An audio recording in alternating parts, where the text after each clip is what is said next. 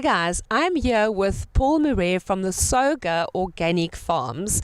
Now Paul, thank you so much for chatting to us and welcome to Go Well with Sharon. Now tell me, SOGA Organic, what does SOGA stand for? So Sharon, stands for the Sundays Organic Growers Association, a group of farmers. We got together in about 2005. We started and pioneered organic citrus farming in the Sundays River Valley, if not in South Africa.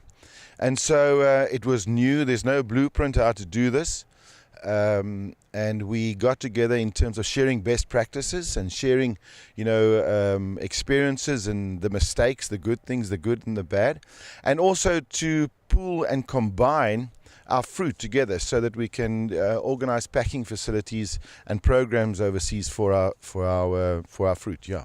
So the Sundays Organic Growers Association is basically the farmers that started out in 2005.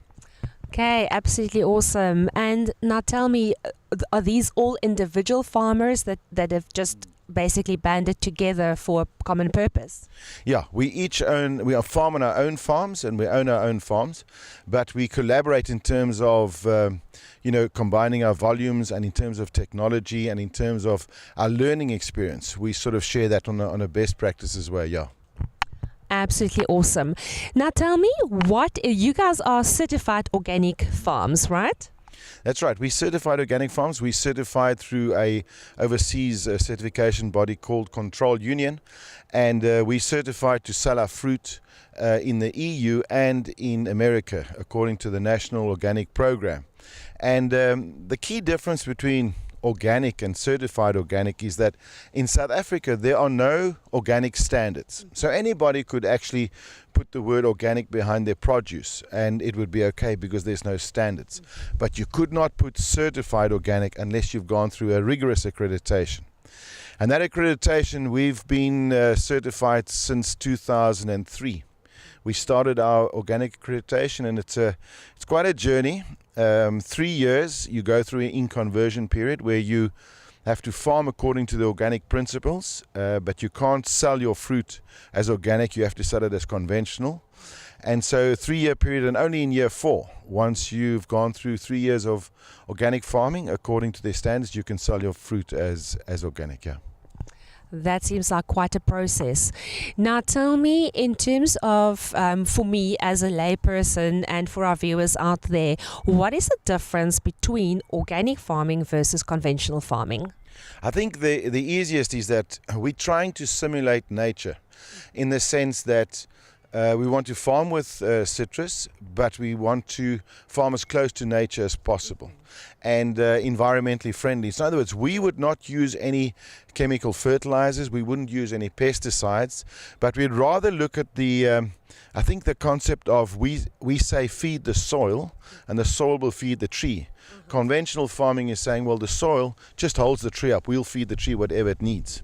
So it's a return to nature. It's a return to the basic good things. And of course, with that is food security. We want to give our customers really good options in terms of healthy options for citrus. Yeah. Absolutely, and I know for one, I support organic farming, so for me this is amazing. This is like paradise. Now tell me, in terms of the fruits that you guys grow on these farms, what happens to the fruit from here? Well, from here, just because the way we farm organic, so our fruit, we pack our fruit for export, the fresh fruit, and we have to pack according to the conventional standard class 1 and class 2, the export. So where a conventional farmer would have a higher pack out because they farm with pesticides and chemicals, more of their fruit is more appealing and has no scars on them. We have a lower pack out percentage, so we have a bigger percentage of class 3 fruit that normally wouldn't get packed and sent overseas. So firstly, we pack our fruit class 1 and 2s, and that goes overseas to Europe and to Canada. And then the balance of the fruit, the class 3, if I can say. We've started our own juicing factory here on the farm. In 2012, we started our own juicing factory. And we actually take that juice and we process it and make what we call NFC juice, not from concentrate. It's just the juice squeezed out that orange, caught up, immediately frozen. We put it in a 200 kilogram drum and we export it to Europe. And there they take it and bottle and give their customers organic orange juice. Yeah. Absolutely fascinating. Now tell me the process of actually squeezing this juice out. What happens to the waste from this factory? So the waste, basically the waste that there is the peels and the pulp. The juice we take out, the essential oils that we take out, extract that, and that also gets sold. But the waste basically gets fed to our cattle. A part of the waste, we feed it to our cattle. The cattle then provides us with the manure, and the manure we use in the compost to make compost to put back on the trees. Now, the cattle can't eat all the waste, so we also we have a couple of farmers in the Karoo area, and they've been going through really hard drought areas. So we allow them to come and fetch that waste. We don't charge them for it, and they feed it to their animals. Yeah. Oh, that is absolutely stunning. And I love that idea, the complete circle, nothing goes to waste, and once again feeding the soil, right? Yes, absolutely. It's a complete closed system we have on the farm. A big part of the compost is wood chips. And so we chip down all the alien vegetation, the windbreaks, and we use that to make compost. All the prunings from the trees at the end of the year, we chip that up, we put that back into compost. You put it through a compost process, you take the manure from the cattle that have been fed organic grass and organic oranges. We add that to that, we make good compost, bring it back into the orchards, and that feeds, and then we grow oranges, and the whole cycle begins again. Absolutely fascinating, as you say, just like nature intended.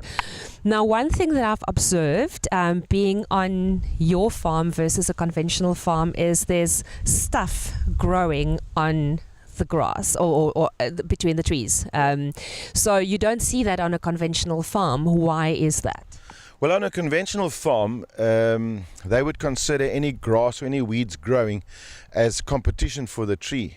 We see it completely different. That grass that's growing there, it's taken energy out of the soil.